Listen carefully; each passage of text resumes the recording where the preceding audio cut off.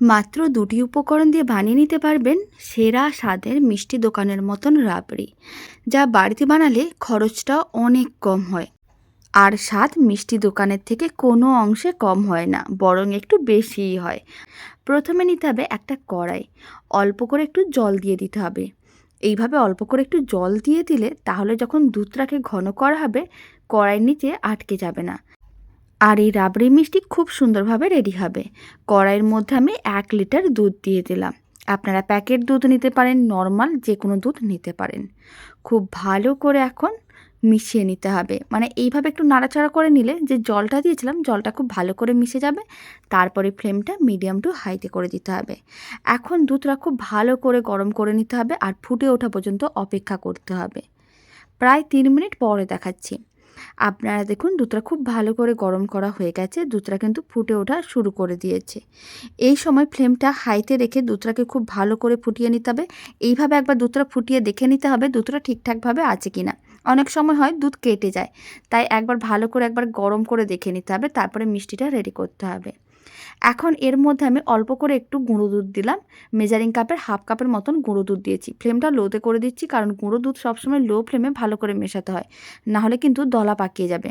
তাই লো ফ্লেমে খুব ভালো করে গুঁড়ো দুধটা মিশিয়ে নিতে হবে। এতে গুঁড়ো দুধ কোনো রকম দলা পাকাবে না। আপনারা চাইলে গুঁড়ো দুধ দিতে পারেন, নাও দিতে পারেন, এটা একেবারেই অপশনাল। অল্প একটু গুঁড়ো দুধ মিশিয়ে নিলে অনেক তাড়াতাড়ি মিষ্টির মিশ্রণটা ঘন হয়ে যাবে আর মিষ্টিটা অনেক তাড়াতাড়ি রেডি হয়ে যাবে। তাই আমি এখানে গুঁড়ো দুধ দিয়েছি। আপনারা চাইলে দিতে পারেন, নাও দিতে পারেন। লো ফ্লেমে গুঁড়ো দুধটা খুব ভালো করে মেশানো হয়ে গেছে। এখন ফ্লেমটা মিডিয়ামে করে দিতে হবে। এবার দুধটাকে ভালো করে আরেকবার গরম করে ফুটিয়ে নিতে হবে। ঠিক একইভাবে আগে যেইভাবে দুধটাকে খুব ভালো করে গরম করে ফুটিয়ে নিয়েছিলাম, ঠিক একইভাবে দুধটা গরম করে ভালো করে ফুটিয়ে নিতে হবে। ভালো করে যখন ফোটানো হয়ে যাবে ফ্লেমটা মিডিয়াম টু লোতে করে দিতে হবে।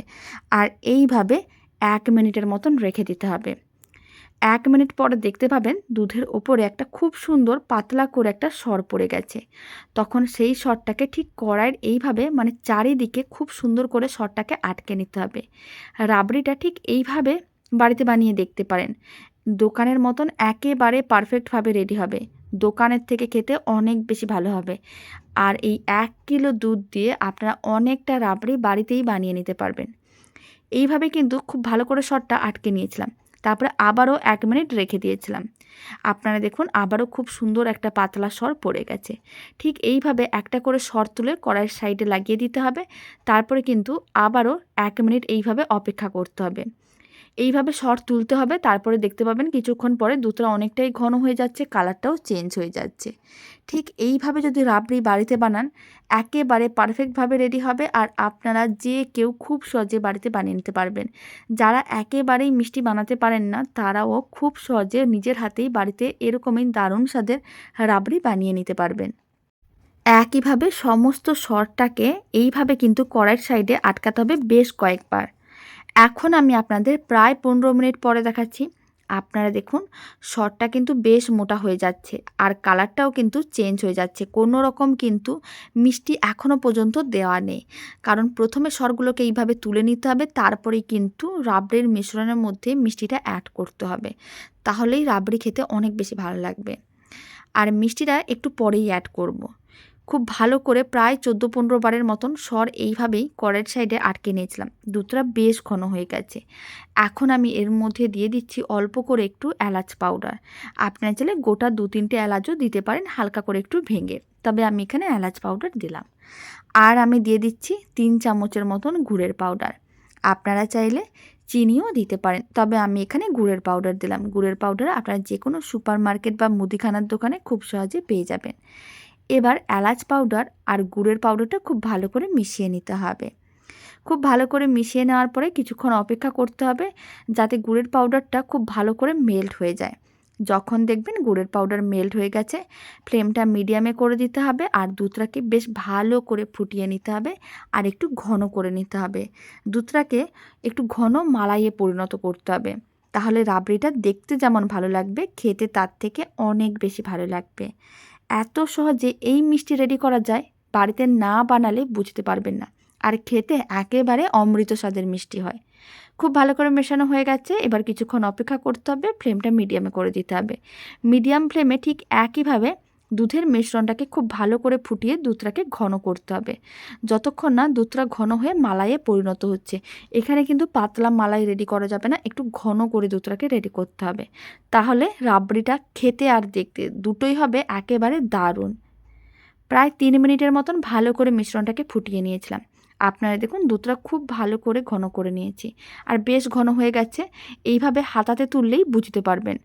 এখন ফ্লেমটা অফ করে দিতে হবে, আর 5 মিনিট এইভাবে রেখে দিতে হবে, যাতে মিশ্রণটা একটু ঠান্ডা হয়ে যায়, আর সাইডে যে সরগুলো আটকে রেখেছি সেইগুলোও যাতে একটু ভালো করে আটকে যায়। কারণ এই সময় যেহেতু গরম আছে, তাই সরগুলো কিন্তু নরম আছে। এই রকম করে প্রায় 5 মিনিট রেখে দিচ্ছি, এতে সরগুলো ভালো করে আটকে যাবে কড়াইয়ের সাইডে। 5 মিনিট হয়ে গেছে। আপনাদের কাছে যদি সময়টা বেশি থাকে তাহলে আপনারা 30 মিনিটও এইভাবে রেখে দিতে পারেন। 5 মিনিট পরে হাতাটা নিতে হবে, ঠিক এইভাবে কড়াইয়ের সাইড থেকে লম্বা লম্বা করে দাগ দিয়ে কেটে নিতে হবে। এতে দুধের সরগুলো একটু বড় বড় টুকরো হয়ে থাকবে। এতে রাবড়িটা দেখতে যেমন ভালো লাগবে, খেতেও দারুণ লাগবে। ঠিক এইভাবে একটা হাতা নিতে হবে, আর সাইডে যে সরগুলো আটকানো আছে সেইগুলোকে এইভাবে কিন্তু আলাদা করতে হবে। আপনারা চাইলে ছুরি দিয়েও করতে পারেন, তবে হাতা দিয়ে করে দেখবেন অনেক বেশি সুবিধা হবে। তাই আমি আপনাদের একেবারে সবথেকে সহজ পদ্ধতিতেই রাবড়ি বানানো দেখাচ্ছি। আপনারা এই পদ্ধতিতে রাবড়ি বানালে কমেন্ট বক্সে জানাতে একেবারেই ভুলবেন না খেয়ে আপনাদের কেমন লাগলো। আর বানানো এতটাই সহজ, আপনারা নিজেরাই বানিয়ে নিতে পারবেন।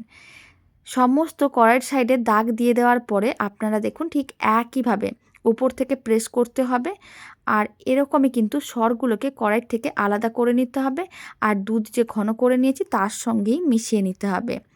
তাহলেই রেডি হয়ে যাবে দারুণ স্বাদের এই রাবড়ি।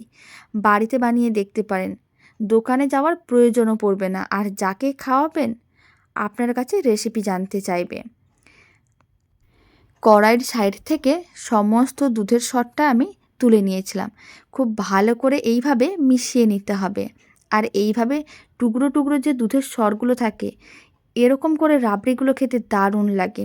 আর এই সর যখন মুখে পড়বে মনে হবে যেন অমৃত স্বাদের এই রাবড়ি। খুব ভালো করে মেশানো হয়ে গেছে, দারুণ স্বাদের একেবারে রাবড়ি রেডি। এখন একটা সার্ভিং বোলে সার্ভ করে নিতে হবে। আর এই রাবড়ির রেসিপিটা শেষ পর্যন্ত দেখার জন্য অসংখ্য ধন্যবাদ। ভালো লেগে থাকলে আপনারা যদি ফেসবুক থেকে রেসিপিটা দেখছেন পেজটিকে ফলো করে নেওয়ার অনুরোধ রইল। ইউটিউব থেকে দেখলে চ্যানেলটি সাবস্ক্রাইব করে নেওয়ার অনুরোধ রইল। পাশে থাকা বেল আইকনটি প্রেস করে নেবেন নতুন রেসিপির আপডেট সবার আগে পাওয়ার জন্য। বাড়িতে বানালে কমেন্ট বক্সে জানাতে একেবারেই ভুলবেন না খেয়ে আপনাদের কেমন লাগলো। তো চলুন ভিডিওটা আমি এখানেই শেষ করছি। আপনারা সবাই ভালো থাকবেন, সুস্থ থাকবেন। আপনাদের সঙ্গে আবার নতুন রেসিপি নিয়ে দেখা হচ্ছে।